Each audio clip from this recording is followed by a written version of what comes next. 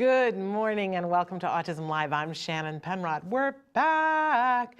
You know, unofficially, this is the start of our 12th season today. So welcome, and we are live this morning. It is the 12th of September.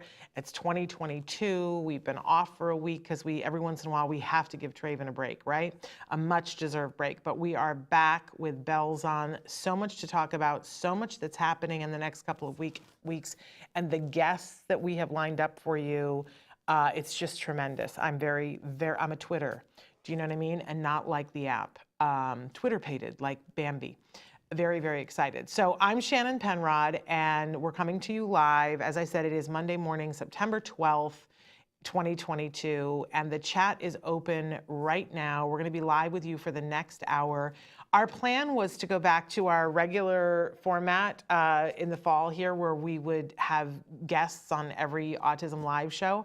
And so many of you wrote in and said how much you were really loving the parent-to-parent talks that for now, we've decided that we're going to split the difference. And on Mondays, we're going to continue to give you parent-to-parent talks where we just get real about a specific topic. And I give you the parent perspective. I always try to warn you that I'm not an expert, and boy, today, let's be honest, I am not an expert in anything having to do with money or insurance. However, I have learned a thing or three and on this journey as a pony, and tell me if you guys are ponies too, because the chat is open. I identify as a pony, and for me, that means a parent of a neurodiverse individual. But we're also saying that's partners of neurodiverse individuals, so it can be any classification at all. But I identify as a parent, a very proud parent. I'm a proud pony. So for a lot of you, I know you're learning as you go, and you might know things to add into this conversation. And you know what I always say, we hold hands, we get there together. Si se puede, right? Laurie, so glad that you're here with us this morning. And there are going to be certain things that I'm not going to take on today because I really want to focus on a particular topic, because a lot of you are getting ready to enter into the period of time when you have that open enrollment. And I want to really lay some brickwork for you so that you know going into that the questions that you're going to ask and not just avoid, because I've done that a time or two. Anyway, so we're going to talk about that and not a lot of other things. But we are going to be live for this next hour. And I will be taking questions. The chats are open right now. We're live on Facebook, on YouTube, and Twitter, and about a dozen other sites. And our fabulous Traven will start to show those on the screen. Look, there's Twitter, because I'm Twitter-pated. And you can be writing in at any time with a question. There are a lot of questions that I am not an expert to be able to answer, but as I started to say, this is the parent-to-parent talk, where I'm going to share what I've learned along the way and what other parents have told me and what other experts have told me. And then, you know, it's to give you, because everybody is different. There are no two insurance cases, no two individuals, no two cases that are exactly the same. Everybody doesn't need the same thing. I always say this is not a one-size-fits-all community. So, you know, you're going to take whatever is useful to you here that might help you, and you're going to go and have more questions to ask of the experts that you find around you. But remember, I'm not an expert. I'm doing the parent-to-parent talk. But that means that all of you are welcome to be a part of this conversation. Now, that is my credential to be in this seat, is that I am a parent. And I always like to remind everybody that I'm trying to stay in my own lane. I never want to speak for individuals who are on the autism spectrum. I want to speak as an ally. And I feel that there is a very specific role that parents can play, parents and caregivers and loved ones, that we can be allies and of support, and that there are things that we need to have in our tool bag. But you know, this entire show is meant for the entire autism community. That starts with individuals who are on the spectrum themselves. And we are making room for them to have more and more of their own voice here on the Autism Network, here on Autism Live, and the network as a whole. If you haven't watched Stories from the Spectrum yet, what are you thinking? That happens on Fridays, but the playlist is available all the time. I think there's 4 episodes now, and it's all content created by individuals who consider themselves on the spectrum or neurodiverse. It's their content, and yes, they are getting paid. It's not a ridiculous sum of money, but we hope that that will change at some point. If you want to sponsor Stories from the Spectrum so that we can pay more, please let me know, because we have room for sponsorships on that show. But we're also making more and more space throughout the network for individuals on the spectrum to have their voice as well, because they are the beating heart of our community. But we also welcome everyone who loves those individuals, and we know that we have a role to play as well, right? So that's where we're coming from. I hope that you will tune in, share, and let people know we don't have a big marketing budget. We don't have a marketing budget. So we count on you guys to let other people know. Share us, like us, review us, especially on iTunes. Boy, that gives us such a boost when you guys do that.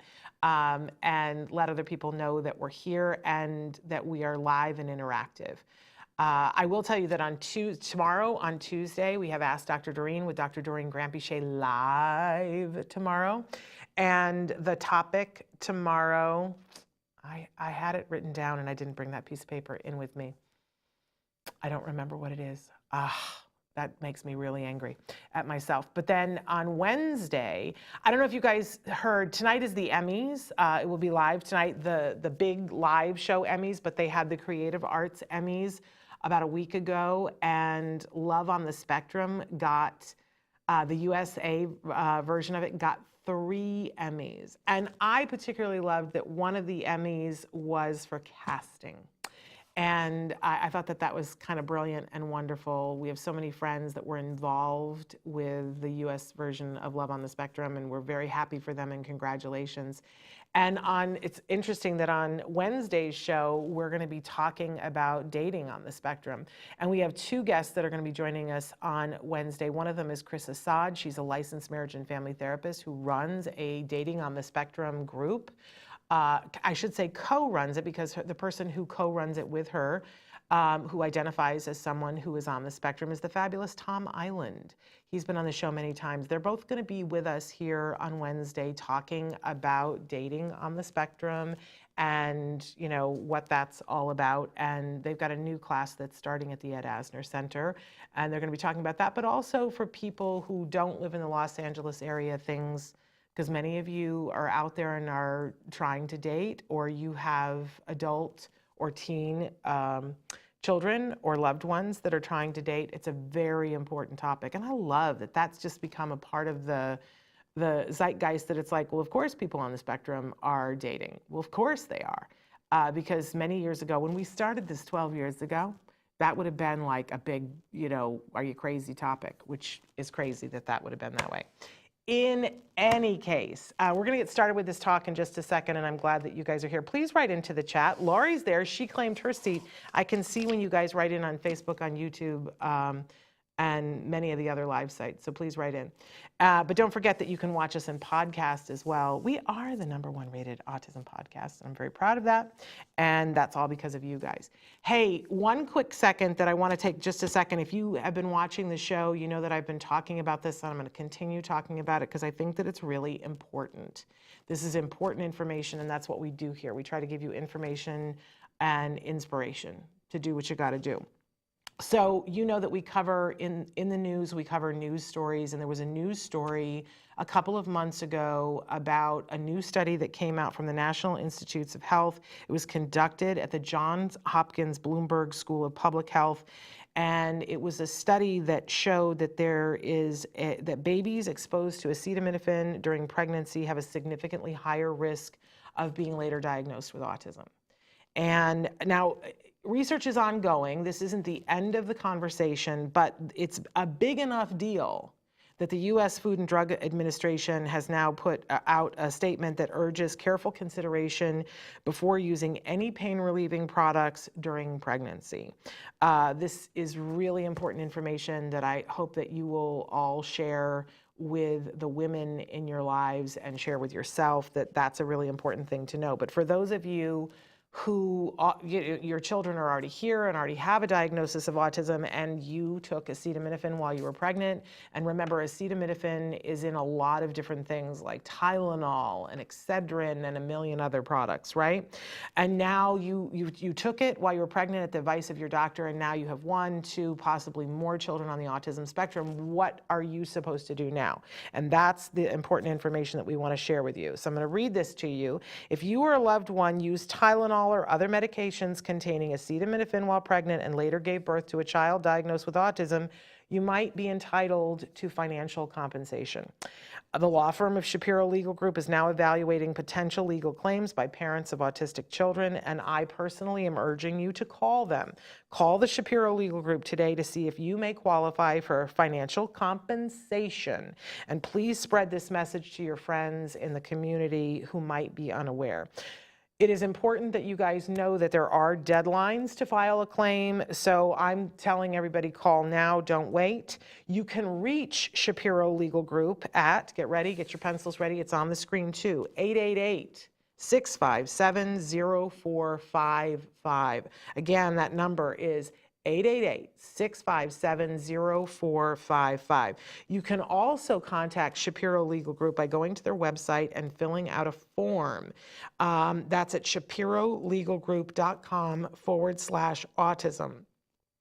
So I hope that you will do that. I need to also read to you that Shapiro Legal Group PLLC associates with attorneys throughout the country to help people nationwide, is licensed in New York and Washington, D.C., and has its principal office at 60 East 42nd Street, New York, New York. And this ad was read by a non-attorney spokesperson. That would be me. I am not an attorney, but I am a spokesperson for this. I think it's important. And you know, if you know me, I wouldn't be reading it if I didn't. Okay, here is our topic that we are at today. Talk about financial compensation. Autism is expensive. That is a reality, and it's a very big reality. And for those of you who are trying to get help for loved ones who are on the autism spectrum, or you yourself are a person on the spectrum and you're trying to get some help and support, then you know it's expensive. You know what it is that I'm talking about. And being smart with a $ smart is really critical. So today, the talk that we're going to do is about funding autism, and I call this the insurance talk, because here's our topic: the things you need to know about insurance, and even more specifically, the things you need to know about insurance going into this season of open enrollment. Because I hate that it's about money. But the very rude reality is that it is about money. And knowing the things that I'm about to talk about could make the difference for you in a whole bunch of things. It could make the difference in whether or not you keep a roof over your head, because I know people that have become homeless. Traven, I don't know why it's not advancing for me. I know people that have become homeless after their child was diagnosed with autism because they were trying to help their child and do things, and bills stacked up. And I know a lot of people that made the decision and said, we're not going to risk being homeless. And so therefore, even though we were told that our child or our loved one should have this treatment, we're not going to do it because we can't afford it. I know that story all too well. And I've held the hands of people who come to me when their child is 12 and 14 and say, I guess I missed the boat, but we couldn't afford it. There was no way that we could afford it.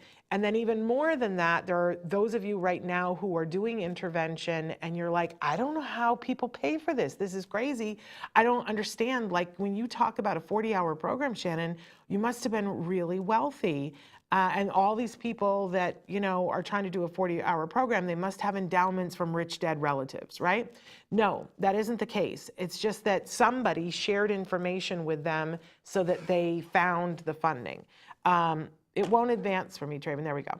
So the first thing that I want to say to everybody is that one of the things that I was told early on is that nobody can afford autism.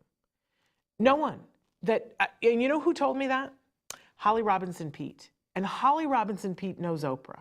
And if she knows Oprah and she says nobody can afford autism, then nobody can afford autism. You know what I'm saying? So the first thing I want to say for that is forgive yourself for thinking for a moment that you were supposed to have made X amount of dollars to be able to be prepared for this. It isn't realistic. It is not your fault that you don't have $1 billion in a bank account earmarked for if my child is diagnosed with autism. It also doesn't mean that it's over and that your child isn't going to get what they need. It doesn't mean that. It could if you do nothing or if you don't get wise about what other people have discovered. So the first thing that I want to say to you is that you're right, it's absolutely impossible. The money, it's absolutely impossible, but some people have figured it out. Some people have figured it out, and I'm going to tell you some things that will help you to figure it out. If you've ever stood there and said, how are they doing this? This is the reveal all. And hopefully some light bulbs are going to go off. Okay, first thing we always have to do is sort of like check our plus and minus columns. And there are variables here. So there are some questions that you want to ask yourself to go into this to kind of know what are we looking at. So the first question is, where do you live? Some of you are watching us and you are living in the United States. Others of you are watching and you're living in different places around the globe. It's going to make a difference. And some of what I'm going to talk about here is going to tick you off if you're living internationally, because very quickly I'm going to hone in on people in this talk who live in the United States, and I'm going to talk about insurance in the United States. There are other talks about how do people fund things in other countries. I will tell you, though, that many families come to the United States to get treatment. And that isn't possible for everyone. It isn't. And we will have other shows where we will talk about what you can do if you don't have access to what we have in the United States. But I'm watching too many people who live in the United States not get access. So I got to take a minute, and this show is about showing them how do you get on board so that you can get the most for your dollars. The second question is, what are the laws where you live? I will tell you that here in the United States, we now have some sort of a law in all 50 states that allows for insurance companies to have to provide services for ABA. Now, it gets really complicated from there, but there is some sort of an insurance mandate in all 50 states now. Can I tell you that in the 12 years that we're starting season 12, I've only been able to say that for a very short period of time. And they're not the same in all states, but there is something in every state now. Now, this next question, which we're going to delve into in greater depth here in a second, but do you have insurance, self-funded insurance, Medicaid, Medicare, TRICARE, or something else, or nothing? And it's important to know what you have. Because a lot of what we're going to be talking about today is if you have insurance, self-funded insurance, not even if it's Medicaid or Medicare, but those become really important. And some of the things that we're going to say apply to TRICARE, but some of them don't. And some of you have some very interesting circumstances. So if you're looking at that and you're like, I don't even know, that's a great place to start. Asking yourself, okay, what is it that I do have? And there are many different ways that you can figure that out. One of them is by looking at your insurance card. And if worse comes to worse, flip that sucker over and call the number on the back and ask them, what do I have? Is this insurance, self-funded insurance, Medicaid, Medicare? It probably says it on it somewhere, but not if it's insurance or self-funded insurance. Don't panic. I'm going to make it a little bit easier for you. It also makes a difference how old your child is. So, there are many different things. Let me just try to streamline this for you. In some states, they will say, well, we'll fund ABA up to age 7, right? And then after that, you're on your own. There are laws that supersede that, and we'll talk about that in a second, but it does make a difference because if you have a 7-year-old, you're probably not going to be doing ABA as intensively. So let's keep this in mind that it might be different if your child is older, but it doesn't mean that you're cut out of insurance. In fact, in all 50 states, they really can't be discriminating against your child because of their age. I know I just blew some people's minds, but we'll get to this in just a second. Now, my next question for you is, are you doing ABA therapy and are you doing it intensively or not? Because that's going to play a role in just a minute. I, of course, am going to urge you to do good ABA therapy and do it intensively. And I just want to qualify that for those of you who just were like, oh, you lost me. Um, Please watch the shows when I talk about the difference between good ABA and not a bad, we don't want bad ABA. Good ABA is completely individualized, completely takes the person into consideration, only teaches them things that are going to be important to them or are important to them right now, and is highly reinforcing for those individuals. I know that some of you are like, no, ABA therapy is torture. Sure, ABA therapy could be used wrongly for torture. I am not in any way saying that it couldn't be, but good ABA is not torture. And I will die on that electrical fence because I've seen it many, many times and watched that with my child, and it helped him immensely. Okay, another question to ask is, does your child have any other medical needs? Like, if your child is having gastrointestinal issues, if you have a child that, there are so many different things that could be going on. Yeah, Haley, this talk will be great for Utah. This will apply to Utah. So, but these are some of the things that I want you guys to consider as we go into this talk, because it's not one size fits all. And then my other question for you is, does anyone in the family have other medical needs? What if you are a single mother and you have zero time to fill out resources, paperwork, things like that? It's a great question, Haley. There are people that will help you. And Utah is a state that is known for, I used to live in Utah. I'm sure that I could find somebody in Utah who would help you to fill out paperwork. So, and if you want help in Utah, because I know the paperwork often is the thing that sinks the battleship, right? Because you're like, how would I do that? When would I do that? I don't understand the paperwork. Sometimes they will assign a caseworker to help you. Like here in California, we have regional centers, and your regional center person is supposed to help you. They don't always, and because they're overworked and whatever. But I know of some moms in Utah who probably could help you.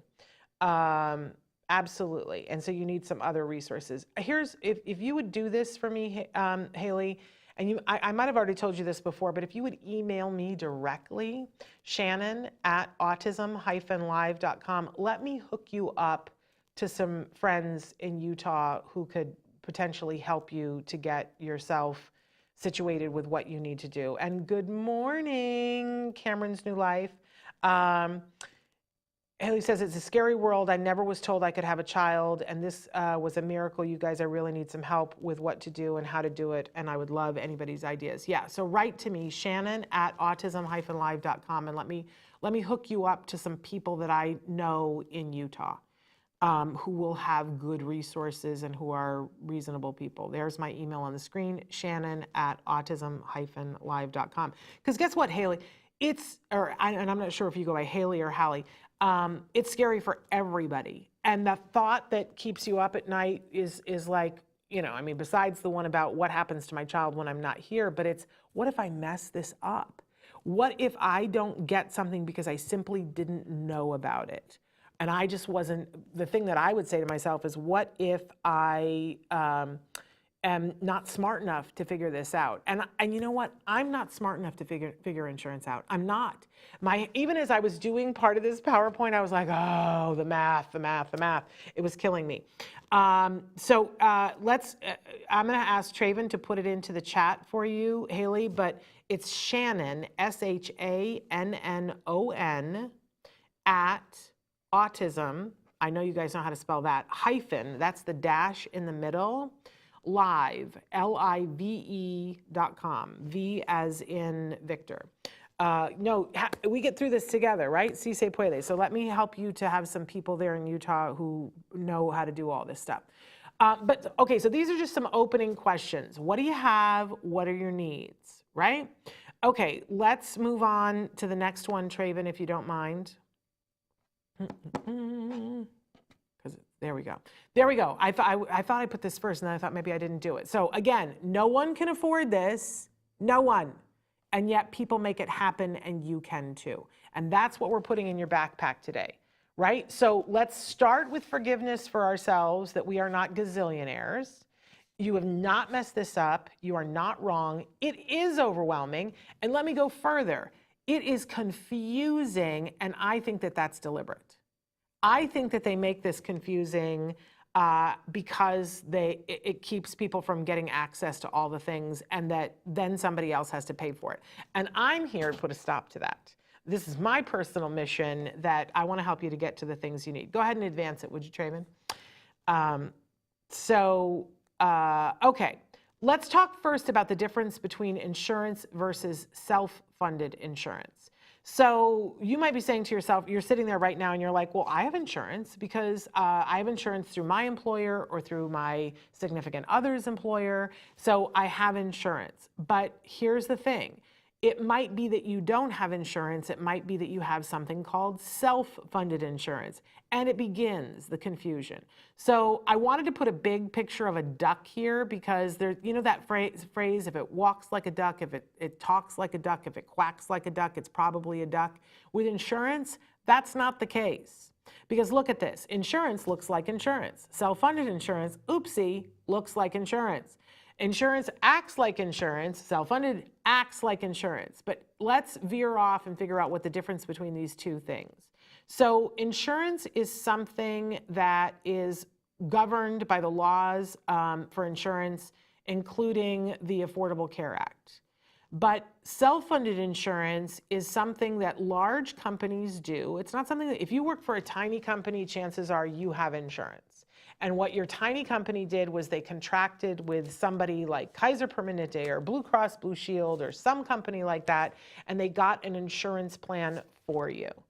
And that means that they pay a premium, which is an amount to be able to have the insurance. You probably pay part of the premium too.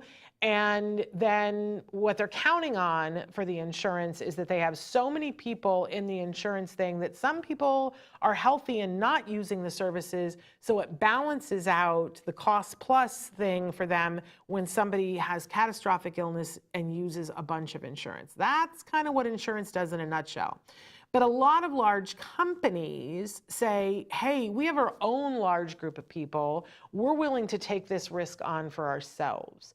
So what they will do is go and contract with a company like Kaiser, like Blue Cross Blue Shield, like all the insurance companies that are out there, and they'll say, we want you to manage the plan for us, but we're going to set aside a sum of money, and we're going to pay you guys to manage it. But if somebody has a claim, if they go in and use services, that will come out of this fund that we have set aside.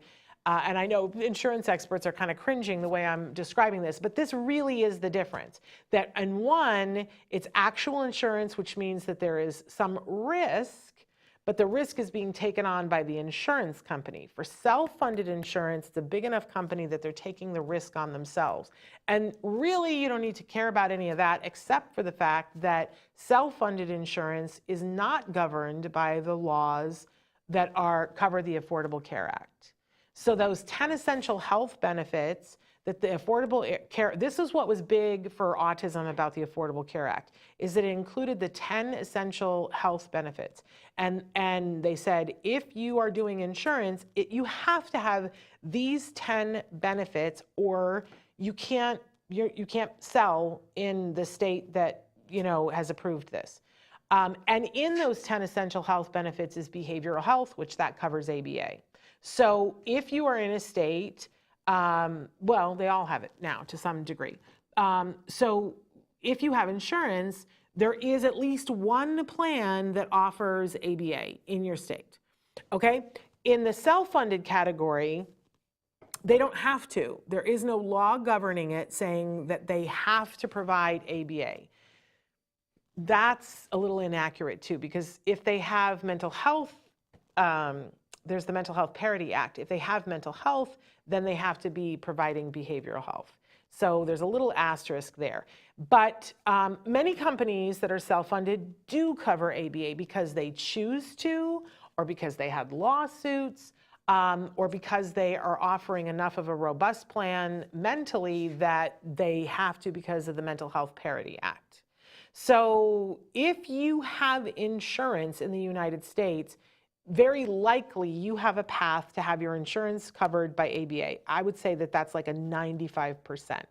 If you have self-funded insurance, you're probably at about 50% likely to be able to have that right now. And it gets better every day. And people are pushing for the laws that actually cover those self-funded plans. They're called ERISA laws. And a lot of people are on Capitol Hill trying to make it be that they have to have the 10 essential health benefits, but we're not there yet. So Hallie, it's Shannon at autism-live, L-I-V as in Victor, E.com, okay? I see somebody else has written, we're losing insurance for 3 months. My husband is changing jobs, but son has state aid insurance. I hate insurance change. I'm so glad you're here because I'm going to teach you a phrase that's called continuity of care. They have to provide you with continuity of care. If you have ended a job and you're going to the next job, the job that you left has to offer you COBRA, which means that you can get the exact same coverage that you had, but you're going to pay, and you're going to pay a lot. I'm just going to warn you, but that is a way for you to continue that coverage to get you from end to end. If you quit the job and started the next job, but you have to wait, I know for 30 days this is the case. I don't know for 3 months, but there's a way, say continuity of care. You might have to pay for it, but you can continue the care. Okay. So we have applied for my son's services. We should hear back in 2 weeks to see if he gets approved. These services will go through insurance is what I heard. Yeah. So, and we're going to talk about if you get a denial later on. And you probably should prepare yourself for the potential that you will get a denial. And if you do, you're going to appeal that. That's just going to be a thing that you know, oh, that's what we do. If we get a denial, if you're at any point in this process and you either have insurance and you get a denial for going forward, or you're applying for something new and you get a denial, you are going to appeal. And you're not just going to appeal once, you're going to appeal twice and even potentially 3 times depending on what your insurance is. Okay? It's just we're just gonna all accept that as a reality and an eventuality. Okay, we can go on to the next one, Traven. And we're gonna get a little specific here. Oh, okay, let me see. There we go. Okay, so let's talk about this open enrollment. There is a list of things that you need to know to be ready for open enrollment, because a lot of times for open enrollment, and open enrollment starts anywhere from September through December, because usually the new plans start on January 1st, right? So your employer is going to start talking to you about it very soon. And there are terms that you need to know and things that you need to know to make an educated choice. And I'm going to show you why it's going to make a ginormous difference in the plan that you choose. So here are the things that we want to know. We want to know the premium, what is covered, copay, deductible, out-of-pocket maximum for individual and family, and is your provider in network? I'm leaning to the side there. Thank you, Trayvon. Because these are all going to be super duper important. And I'm going to go through these with you quickly, but so that you should be able to understand them, layman's terms, because I don't speak insurance. Okay, so let's go ahead and start with premium. So premium is what you pay to have the insurance. So this is the monthly thing that you pay. I guess sometimes people pay it quarterly, but it's how much you pay just to have the insurance. It's important to know that this is like rent. You're not building equity in anything. It's just money you flush down the toilet every month. It's a necessary evil. Almost all insurance has a premium. It could be that your premium is $53 a month. It could be that your premium is $2,000 a month. But that money doesn't actually go towards your health care. It doesn't go to your prescriptions. It doesn't go to your deductible or your copay. It's just it's money that you pay for the privilege of having the insurance. Because of the Affordable Care Act, if you are out of a job and you are paying a lot of money for your premium, I really want to encourage you during open enrollment to go and look at your state exchange and see if you can get that money down. I have been in the circumstance where I was paying a lot of money for premiums, and it's just money you wave goodbye to, and it doesn't. it's saying that you have the privilege of having insurance, but it doesn't mean that you're not going to pay through the nose for the insurance down the road. So if your premiums are high, I encourage you, go look at the state exchange. Because you have a child that's on the autism spectrum, that child, I'm sorry, this is like emotional for people, but if your child already has a diagnosis of autism, that is considered a disability. We can argue about whether that's true or not, but doesn't matter. On paper, insurance says it does. And that means that your child is entitled to all kinds of help and support. So don't pay through the nose on the premium if you've got a child on the spectrum. Let's do some research and get that number down for you. But we're going to take into consideration all the other parts of this, right? So know what your premium is. Then some insurance has a copay. And copay is what you pay for the services at the time of the service. This is your responsibility. So let's say you go to the chiropractor and that service is covered on your plan. It's not on everybody's, but every time you go to the chiropractor, it's $10 or it's $20 or it's $40. That's your thing that you pay for the visit. It's not going to go away. It's what you pay, right? And so for ABA, we're going to see in a second that can add up. And a lot of people find this debilitating. Don't leave before you get to the miracle of what I'm going to show you, because I've got something amazing to show you about copays. Okay? But it's how much you pay for the services, and you're going to pay for every visit. For some providers, for some ABA insurance coverage, let's say that your child has 2 ABA sessions in the same day. Sometimes they'll charge you 2 copays. Some companies only charge you 1 per day. And that will be important to know to some extent. Okay, let's move on to what's the difference between that and deductible. So deductible is the amount you pay until your insurance starts to pay. And it's important if you have a deductible to not only know, I used to always think, oh, well, what's the deductible? The deductible is $2,000, so we made it to our deductible, now we don't pay anything? No. At that point, then there's often a split, and it's important to know what the split is. A lot of times it's 80-20. So now, you know, until you meet the deductible, you're going to pay 100% of whatever the bill is. So let's say your deductible is $2,000, and you go to the doctor, and the doctor sends you a bill for $345. Until you've paid out $2,000, you're going to have to pay the whole amount. Great, so you pay the $345 and you think to yourself, well, that's great. That'll go towards my deductible and I'm gonna meet my deductible.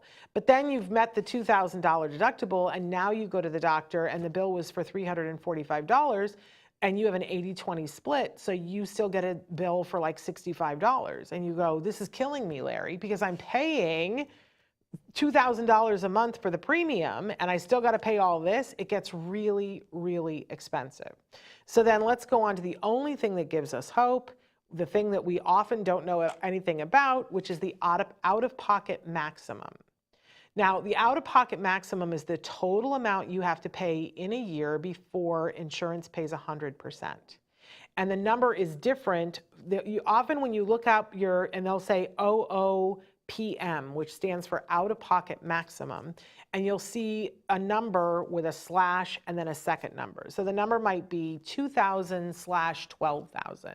And so that first number is how much it is for an individual in your family, and the second number is for how much it is for a family. So let's say that you have a child who's on the autism spectrum, and let's take those numbers, that you have a $2,000 out-of-pocket, the first number, and the $12,000 the second number. So if you have a child who, this is why those questions at the beginning are important. If you have a child and you're doing an intensive ABA intervention, you're absolutely going to meet that $2,000 out of pocket. It's going to happen, right? And it's probably going to happen earlier in the year as opposed to later in the year. And then once you meet that $2,000 for that child, anything that is happening for that child medically, maybe they have their tonsils out, maybe, whatever it is that they need, other health care, maybe they need to have an endoscopy, a colonoscopy, whatever is happening for that child medically, including their ABA, you're not going to pay anything for after that $2,000. Now, as a family, let's say that you have 2 kids on the spectrum, so you're gonna have to pay $2,000 for the one child and $2,000 for the second child before insurance covers it totally. Even if you've met your deductible. So let's say that you met your deductible and you were at the 80/20. Once you get to that first number for the individual, it becomes free.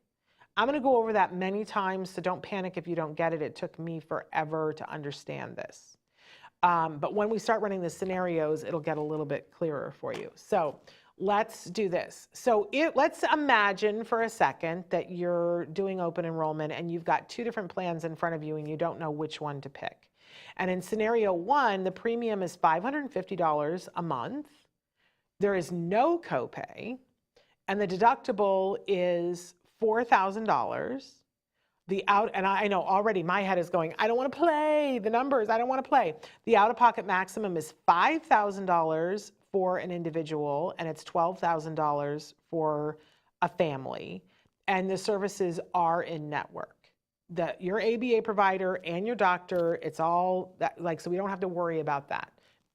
But it's important to check that, because you can find the best plan in the world, but if it means you lose your doctor and your ABA provider and you have to start over, that's probably not a good plan unless you didn't like your doctor and you don't like your ABA provider and you've been on a waiting list for something else.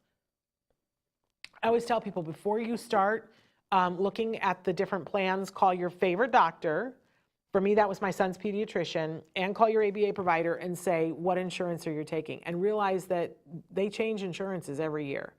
There was one year that I called and I asked that of my son's pediatrician, and they were like, oh, we're so glad you called because we're switching and we're only taking this plan. And then I built our whole insurance for the next year around that, and was glad that I had the opportunity to do that. Okay, let's look across the other aisle there. And in scenario two, look at the difference here. The premium is only $45 a month. Well, gosh, that seems better to me. The copays are $25 per visit. There's zero deductible, which is a lot of the managed HMOs. You're going to see that it's a copay, no deductible, right? And look at the OOPM. It's $2,000 for an individual and $5,000 for an adult. So which one of those is better? Now, a lot of times, I'm going to be honest with you, autism parents will look at that and go, oh my gosh, the copay is $25 per visit and my kid is having 16 visits per week. I'm going to be out of money, and they will not take that plan because of that, because they're not looking at the big factors. So let's look at the bottom line here. So in scenario one, what we're going to do is we're going to add up what our cost is going to be for the year once we get to the out-of-pocket maximum, because the assumption is if you've got a child, and this is why age comes into play. If you have a child who's on the autism spectrum, you should meet your out-of-pocket maximum. If you're doing all the things that your doctor is telling you, you're going to meet the out-of-pocket maximum. Keep breathing, because I'm going to tell you how you raise that money later. If you have a teen that's on the spectrum and maybe you're not doing intensive services and they're very healthy and don't need other things, you might not. So this is where this comes into play. But if you have somebody that has big medical needs and or is getting, or you want them to get intensive treatment, you're going to meet your out-of-pocket maximum. So let's take that assumption. So we're going to add together what the premium is, what our out-of-pocket maximum is, and we're going to get our cost for the year. So in scenario one, that $550 monthly that's $6,600 yearly. That's just taken, and it didn't go. It went to have the insurance, right? You don't have a copay, so you're not going to pay that. You had the $4,000 deductible. Well, you're gonna have to pay that, but because you're going to have to get to the out-of-pocket maximum. So you see there that I've added the $6,600 with the $5,000. So that's the premium plus your out-of-pocket maximum, and that means that the cost to cover that child for the year is going to be closer to $12,000 than $11,000. And for me, that's cost prohibitive. I would be putting my head down and crying, right? Scenario two is a very different story. It says that you're going to pay $540 in premiums yearly. you're going to pay these copays. And remember, a lot of families are looking at this and going, oh my gosh, the copay is going to be so expensive. But what you really need to be looking at is the out-of-pocket maximum. You're going to pay that $25 per visit until you've shelled out $2,000. So really, if we take our total cost for the year to treat that child, and notice this is the same child and you're going to get essentially the same services because we said that the services are in network. For scenario one, the bottom line is that you're going to pay almost $12,000 out of pocket. And scenario two, you're going to pay $2,500. And I'm going to say this later too, because this is how much money you're looking to have to raise. I'm not expecting that you have this in a couch cushion. Nobody does. If they do, they're not my friends. I don't know that many rich people. And I know a lot of people who had money and then had children on the spectrum and then they don't have money anymore because this is expensive, right? So we're trying to be smart about this. But if I have to raise $2,500, it's infinitely easier, and there are grants that will cover that. There are grants that will cover that. Whereas 11.5 is a little bit harder. It's a lot easier to raise 11.5 than it is to raise 100,000, but it's even easier to raise 2.4. Now, realize though that the assumption here is that you can still have your services. If the services weren't in network, this would skew the whole thing, right? Unless you don't like your doctor and don't like your ABA provider, try to find the plans that are within where you're in network and compare those. Okay. So with the OOPM, the out-of-pocket maximum, if your child is getting ABA, this is the thing that you need to maximize, and it needs to be your guiding light because a lot of families don't understand this piece, and it's always like fireworks and light bulbs when I explain this to somebody, so stay with me. I know I should have had the dancing gerbils at the end as a reinforcer for you guys. But this is, for me, this is about not letting somebody win. I'm sorry, our kids are not a board game, but sometimes it feels like it. It feels like it's a chessboard and people are making these moves, and if you don't know what the moves are, it becomes confusing. I want to teach you the moves so that you know how to maximize this OOPM so that you win, not the insurance company. Because when you don't know, they take advantage of you and your child and they win. And they win a lot. Let's take a look at this. So let's start with the first scenario of, let's say that you have insurance and you have that $25 copay. And let's say that you're only getting 20 hours of ABA a week and that works out to be 8 sessions. And that in that one scenario that we ran, that it's your out-of-pocket maximum is $2,000. Stay with me on this. If the numbers start to make you dizzy, join the club. I'm already dizzy and I know this, right? But it'll start to make sense. If you're going to pay $25 a copay per visit and you're only getting 20 hours of ABA, let's look at what your cost. You're going to get a bill from the ABA company in January for $800. And if you're like me, you're going to go and be like, oh my God. Like, we said we wanted to do this and we got the services and we did all this work and now we got a bill for $800 and you're having a panic attack, right? And then you just figure out how to do that and you decide to cancel every subscription to every streaming service that you have and you're freaking out, right? And then just when you get that paid off, then the February bill arrives and it's $800 and you're having chest pains. This is you, and by the way, I started it in the beginning of the year, but this, it could be that you started services in June, right? And you get this bill, but I can tell you that it's usually around mid-February that parents call and go, I don't think we can do as much of this as we planned. And they never ever say, I used to be the person that would answer that phone call, and parents never say, and the reason why we're not going to do it is because we just freaking can't afford it. Because nobody wants to admit that, because that feels like failure, and so we will come up with every excuse underneath the sun.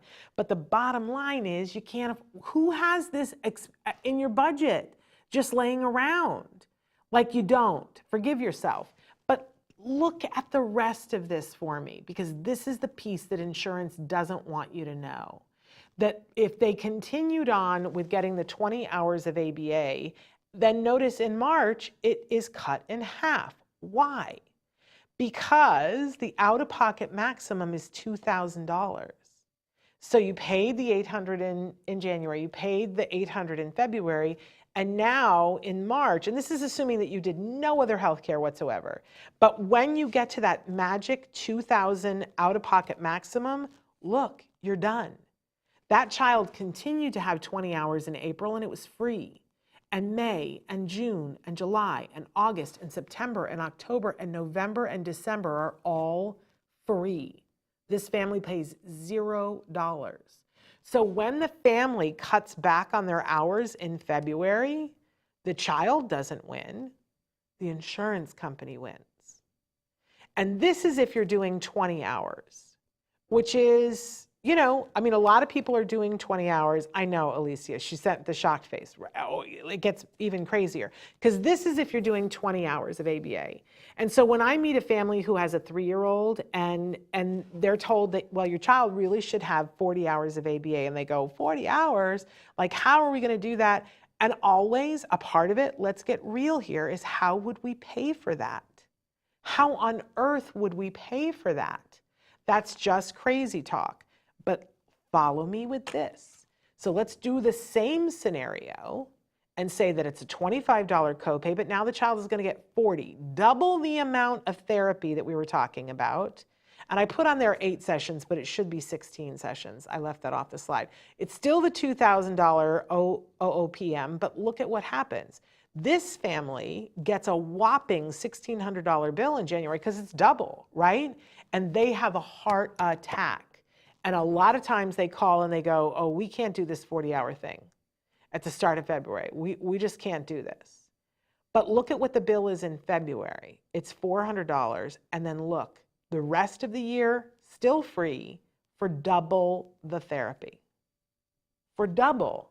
So you're paying the same amount whether you had the 20 hours or you had the 40 hours. Because you're going to pay what your out-of-pocket maximum is.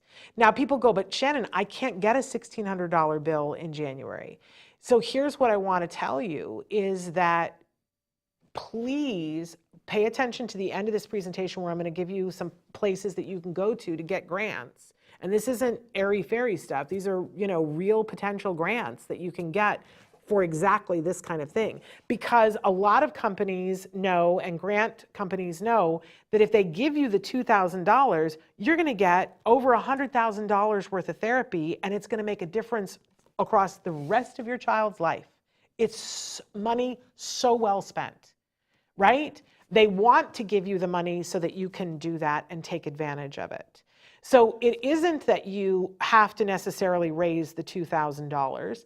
And even if it were, let me tell you that most ABA companies will make a payment plan knowing that if your out-of-pocket maximum is $2,000, they know that you're going to have the rest of those months for free, so they'll split it across a 12-month thing for you. And if they say that they won't, talk to them about it and say, look, you know, I can't do $1,600 in January, but I can do $400.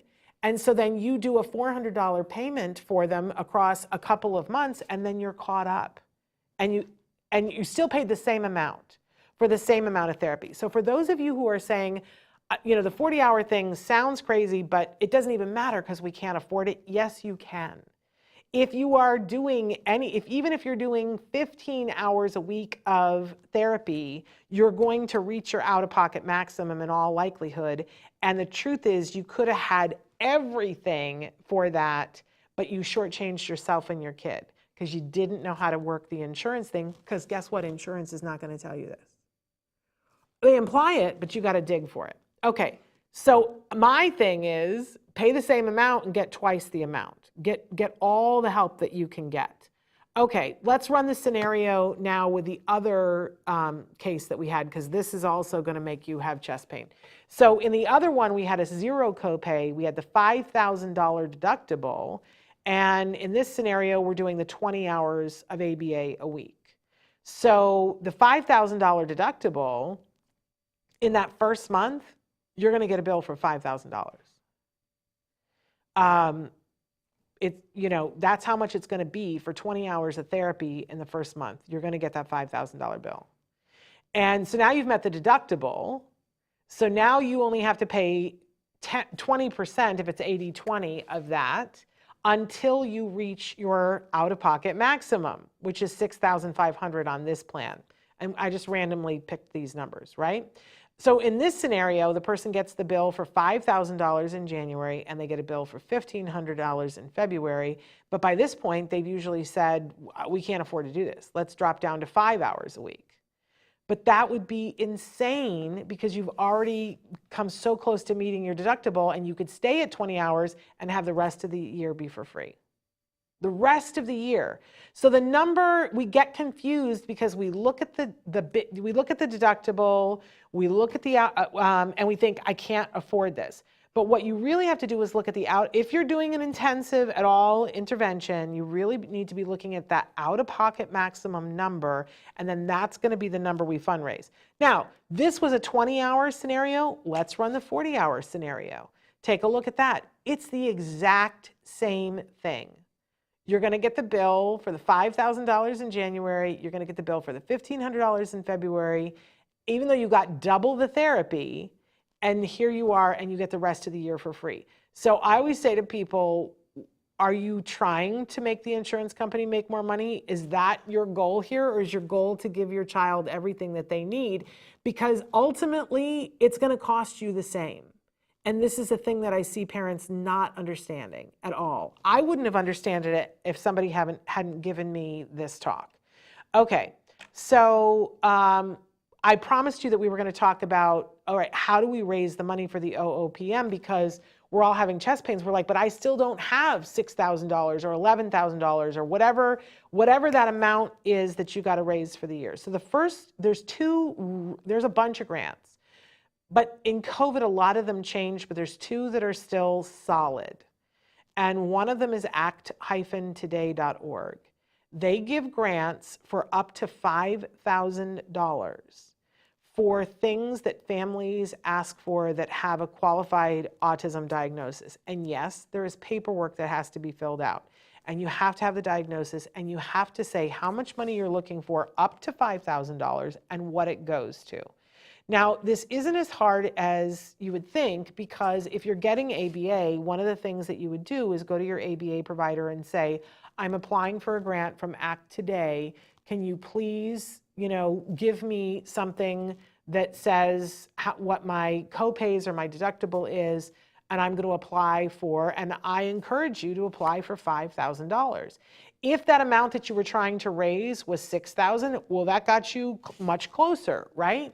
It didn't get you all the way, but some of you, it may be that your deductible is only $2,000, and you can apply for only $2,000, or you could say the first $2,000 I want to go to copay, and then the next I want to go towards swimming lessons or whatever. You can, you can say that you want it for more, but you have to have whoever the money is. They don't just give you the money. Act Today doesn't just hand you the money. What they do is they give the money to the people that you said that you needed to give it to. They will pay your insurance company. They will pay your, and they fund copays. They will pay, like, let's say you need a fence to contain your child, and you get a quote from the fencing company and you submit that to Act Today. I always say to people, I used to be on the grant committee for Act Today, and I used to read the grant letters, and that's, it's a big deal.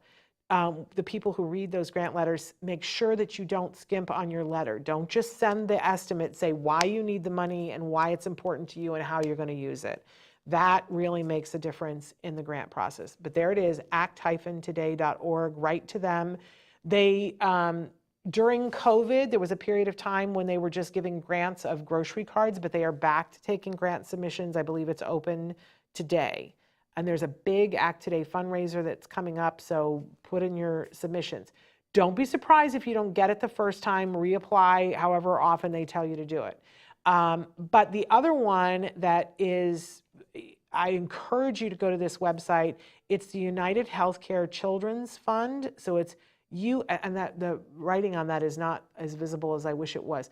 but it's www.uhccf.org. That stands for United Healthcare Children Fund, yes, .org. When you go there, there are distinct rules that in order to qualify. So you have to have insurance. But I've had a lot of families who have gotten a $5,000 grant to help pay for copays and deductibles for ABA. And often what they do is they set up with the provider so that they will pay it monthly as the bills come in until it reaches $5,000. Really doable grant, and I appreciate that the United Healthcare understands that insurance is set up in a way that parents still don't have access because of the things that we've just talked about. So those are two rock solid grants that you can apply for. I will tell you that the UHCCF one, I would look at that one first because it's quicker than the Act Today one, and they have a bigger fund. So I would apply for that one first. They will only give grants. Neither one of them will give a grant of more than $5,000. So go and apply. And as far as I know, the last time that I was aware of people applying, you can only get the up to a $5,000 grant from uhccf.org. Act Today doesn't have that on there, but they have a $5,000 limit, but they will allow. Thank you, if that's you, Traven, for putting those into the chat. They will allow you to apply again. I think it's extraordinary circumstances if somebody gets a second grant, but there's no rule against it. Okay, there are also lots of ways. There's state funding, and for the states that have regional centers, like in California, some regional centers pay for copays. I'm just saying.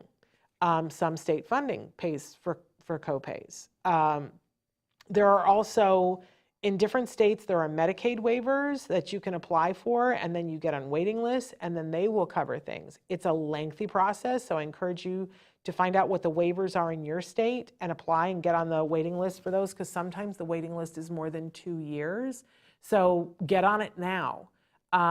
You can also have a fundraiser. Back in the day, we did fundraisers, and I have seen people who have been very successful at having a fundraiser to make the money to pay for the premium and the copay for their insurance. And you know what? People like me, when I see somebody doing that, I'm like, oh, they're smart. They're not trying to raise the money for the ABA, because that's exhausting. You got to have a big bucket for that, right? But they say, I'm raising the money to be able to pay the insurance so that insurance will pay for this. And I'm going to use this many hours, and I find that people want to give money at that. So know that. There is such a thing as gap insurance that we've seen families do, that they will go onto their state exchange even though they already have insurance. Maybe there's parts of it that aren't covering what they need, and they go and they get gap insurance through the exchange. You want to be careful with that, only to make sure that you're not paying an extra premium for something that says that if you have other insurance, it's going to bill that first, and it isn't going to be responsible for that. So be careful with gap insurance, but some people, when you're really thorough and on your game, it's helped some people. So I wanted to make sure to include it. But remember, it's easier to raise $5,000 than it is to raise $100,000. So I know you start to have chest pain and think, but I can't do that. I have other kids. I can't possibly. Just know that lots of people have raised the OOPM. I don't know anybody who's raised the money to pay for the whole thing. So utilize the insurance. Okay, so look at the plans closely in open enrollment. If you have a child who is in treatment, one of the first questions that I asked at the beginning, but now you have a little bit of understanding of why, is your child in treatment? Are they in intensively? Are you interested in that regardless of their age? Because if you're going to do something intensively, then I think we should assume that you're going to meet your out-of-pocket maximum.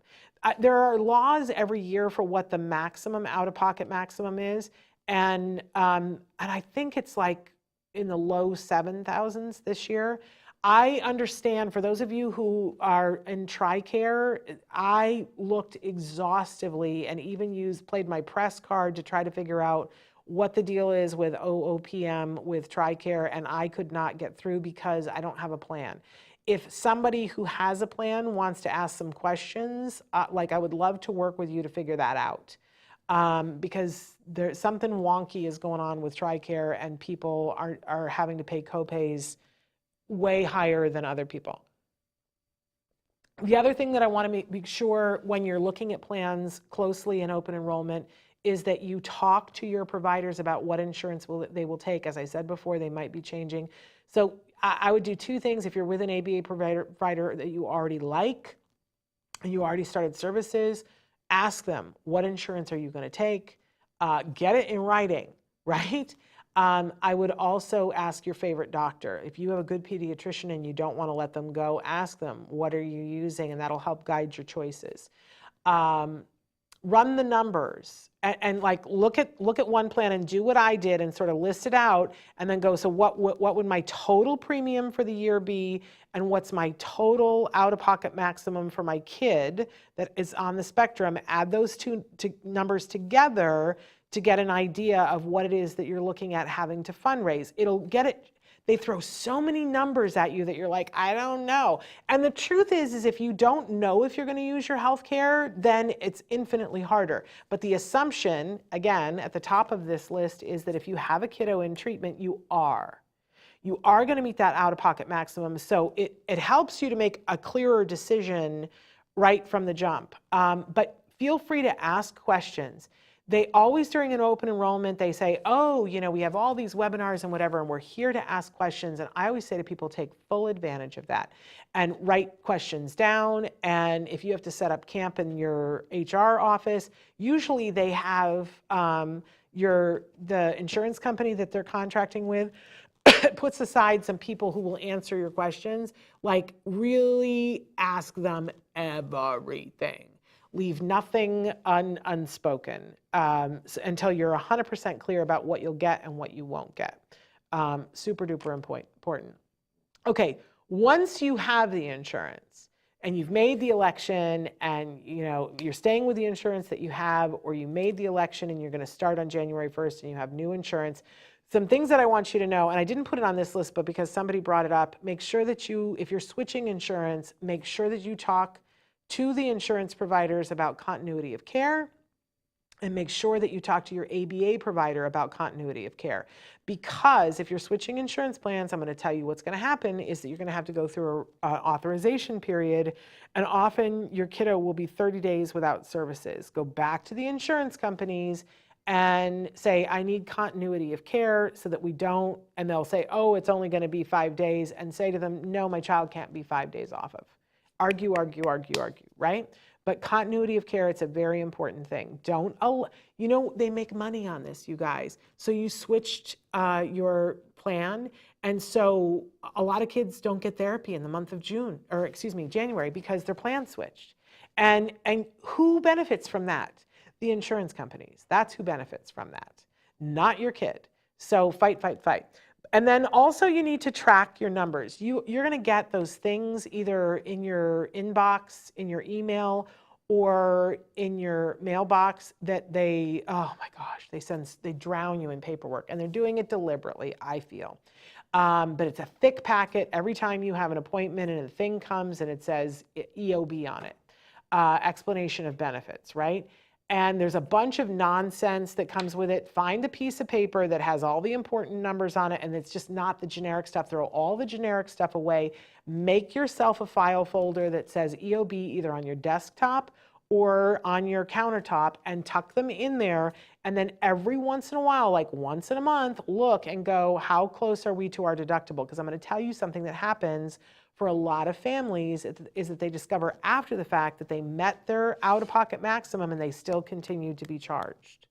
And then you have to go through more paperwork than anything else you can possibly imagine to get that money back, or worse, you don't catch it, they don't catch it, and they just keep your money. And we can't afford that, right?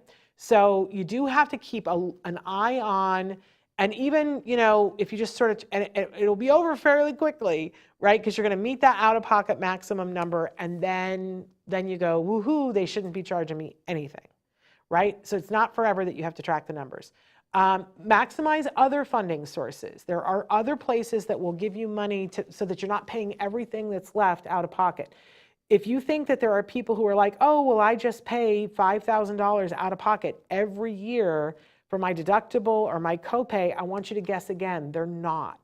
They're maximizing those other funding sources, like those grants from Act Today, like the grants from United Healthcare, like a Medicare waiver, like having, you know, your state regional center or a state funding plan cover it. Don't have it in your head that you're going to pay for this. Try to find other ways to do that.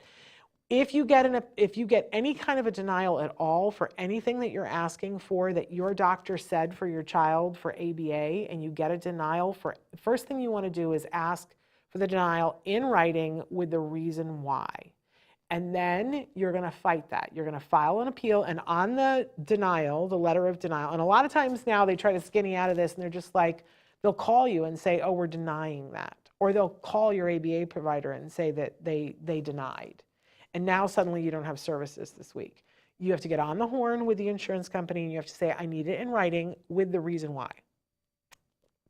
And when they do that, and it'll take forever, so you can say to them, is there any way that you can email that to me or expedite that? Can I drive over and pick it up? Whatever. But often they'll tell you no, and they'll take like 10 days to send it to you, whatever. You can ask, you can say to them, I'm filing a denial, so can I have continuity of services until then? And often they will, not always. But then once you get the denial, there's a thing on the back that says to file an appeal, and it sounds horrible and it's just like a bunch more, but it's often very easy. That you just go to a website and you say, I am filing, and they'll have you fill out a little thing, why, right? And if you need help figuring that out, what the reason for, reach out to me, because I love that. That's a 5-minute conversation, and I can tell you in most cases what to put there. So again, Shannon at Autism Live. But for a lot of people, the reason why they denied your child is actually illegal. And you do have the right to those services. And so I love helping you to get to that. So you want the first denial you're going to put in, and I'm going to tell you, first denials, you're going to get another denial.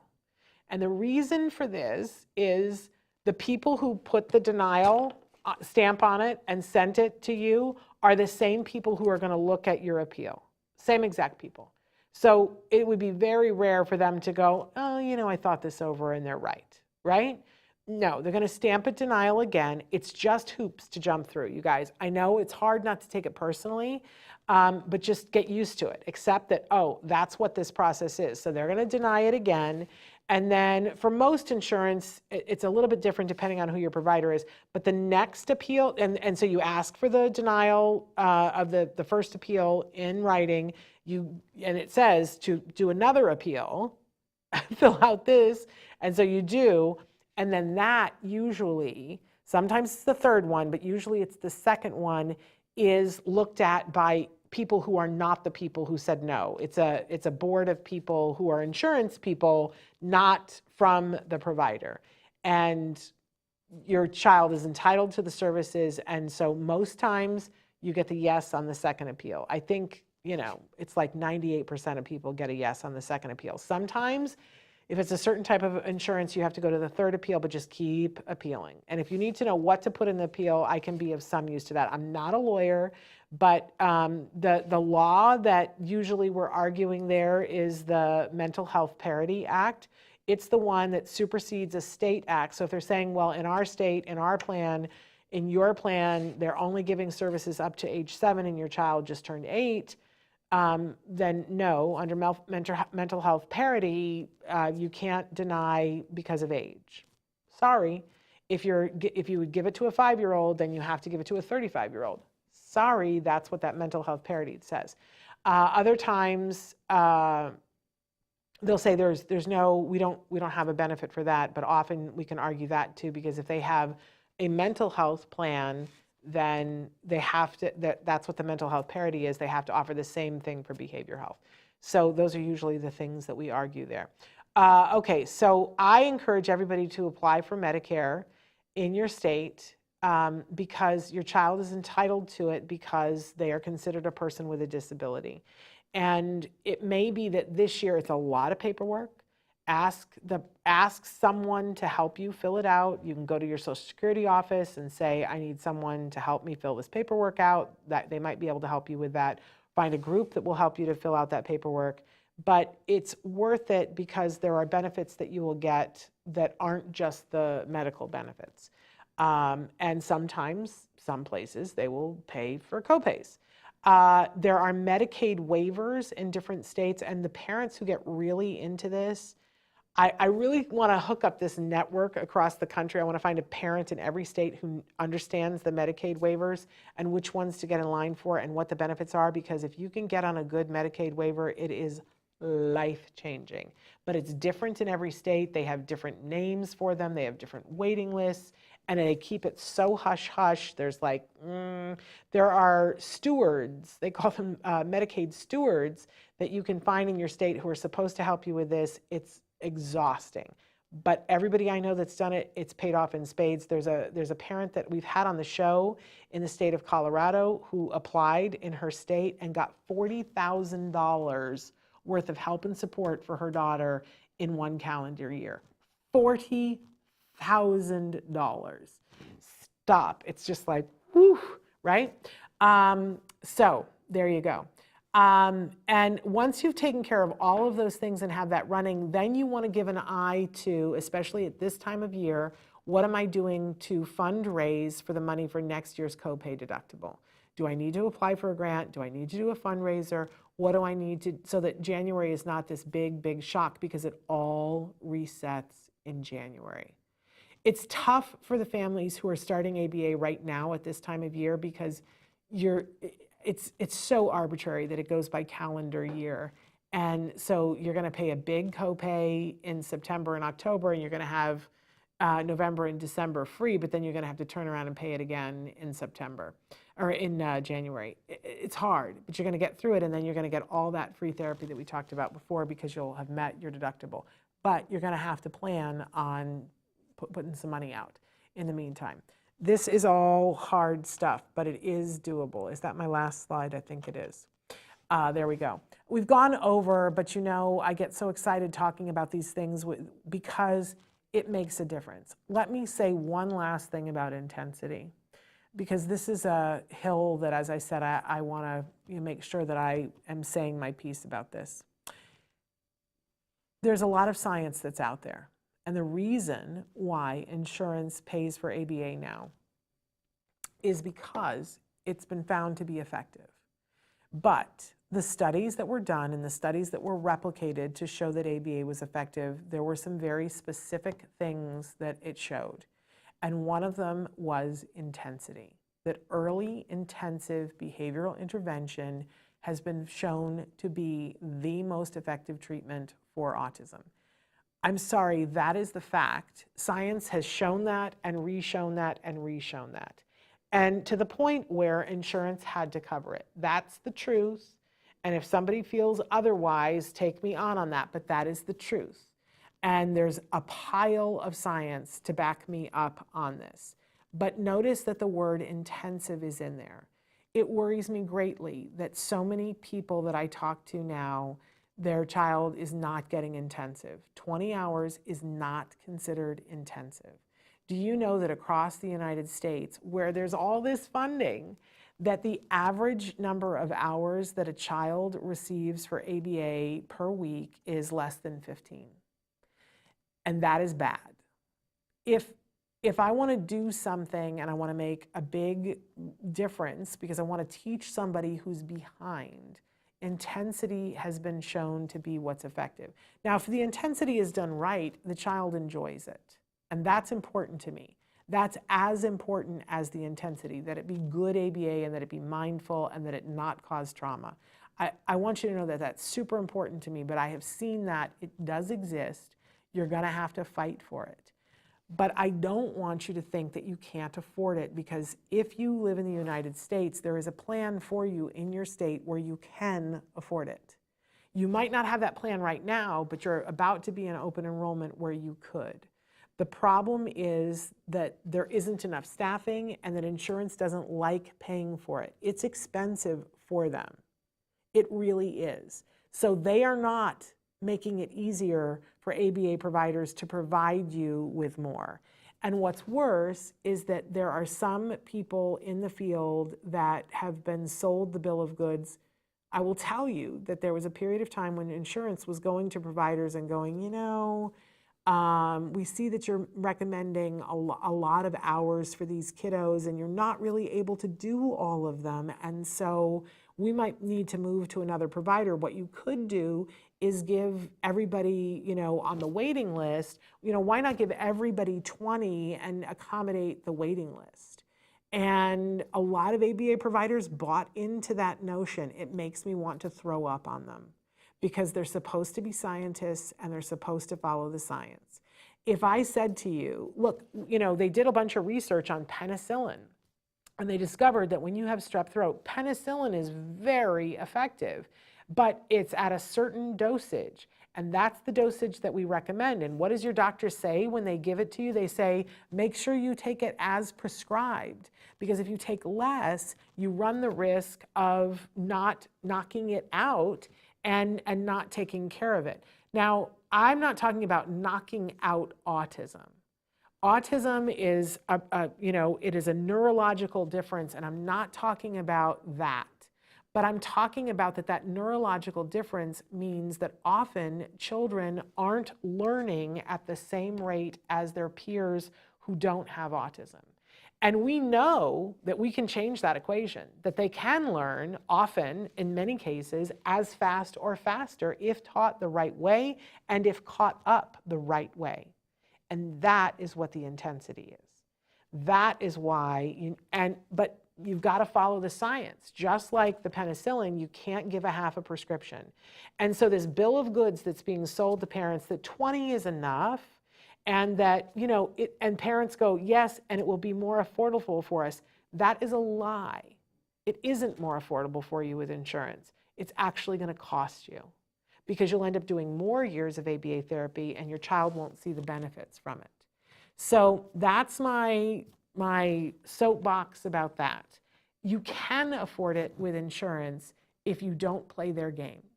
So don't let them win. How about you win and your child wins? Make sure you're doing good ABA, but please follow the science and do good ABA intensively. It's work to get enough people to do it and to get your ABA provider to do it, but it's worth it. It is, and I know that personally. So, all right, I love you guys all so much. Thank you for spending the time with us. We're back tomorrow with Dr. Doreen for Ask Dr. Doreen, and we're already taking your questions, so we look forward to chatting with you then. Until then, give your kiddos a hug from me and one for you too. Bye-bye for now.